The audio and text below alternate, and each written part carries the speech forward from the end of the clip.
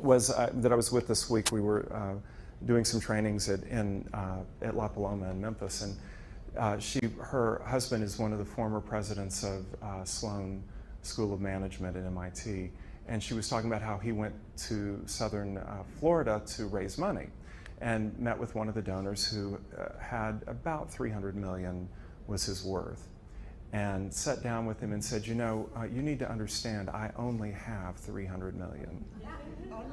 Only. And if I'm going to live in this community of Palm Beach, I have to give locally, and I've got to watch my money because I'm not going to have enough until I retire. 300 million. Now, we all laugh, you know, because as therapists, we're never going to get 300 million. But it's true. It has nothing to do with the figure involved. It has to do with the treadmill of seeking more and more and more and more. And it satisfies for a while, but the minute you achieve that level, the bar goes up.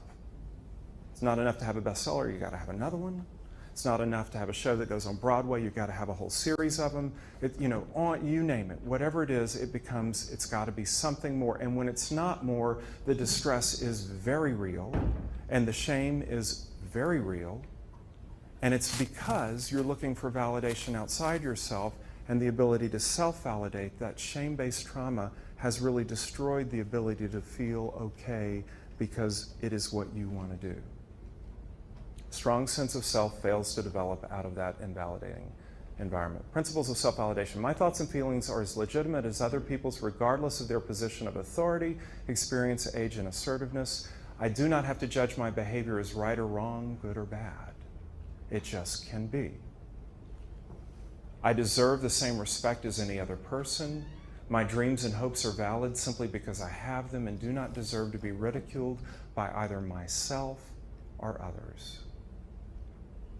The ridiculed part by myself is the important part there, because I think what many of us do in very sophisticated ways is ridicule our own dreams.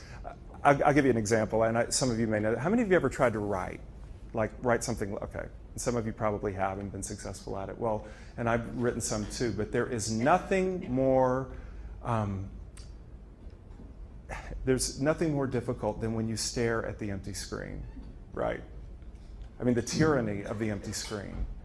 And then you start writing, okay? And then you get on a roll, and you write and you write and you write. You write like 3 or 4 pages.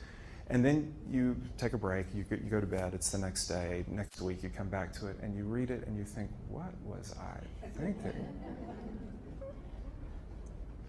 I can't believe I wrote that, right? And you thought it was good stuff yesterday. And now it's like, oh my God, I wouldn't send that out, right? It's that ridiculing your own dream.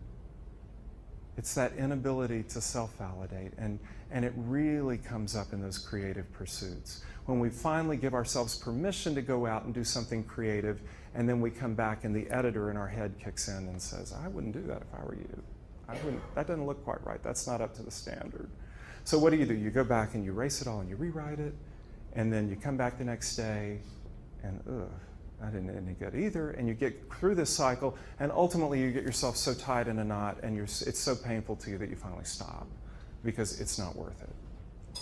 The inability to self-validate. It's legitimate for me to revise my feelings, thoughts, and behaviors at any time. This is really important, because a lot of times we think because we felt one way about a person, about a thing, about a job, that somehow we have to stay consistent with that we have to hold that if we change our feelings, we look crazy. And that really is a form of invalidation. The ability to give yourself permission to say, well, that was when I had information then, that was yesterday, that was based on that situation, and it is okay for me to revise the way I feel and feel differently. Self-validation, and a really strong sense of self-validation, is comfortable and validating with feelings as they evolve and change. My self-respect is not dependent on my achievements, my status, or my relationships. Okay. The failure of self-validation to develop the self-validation deficit is a direct result of shame-based trauma. Self-validation is the only way we know our true self.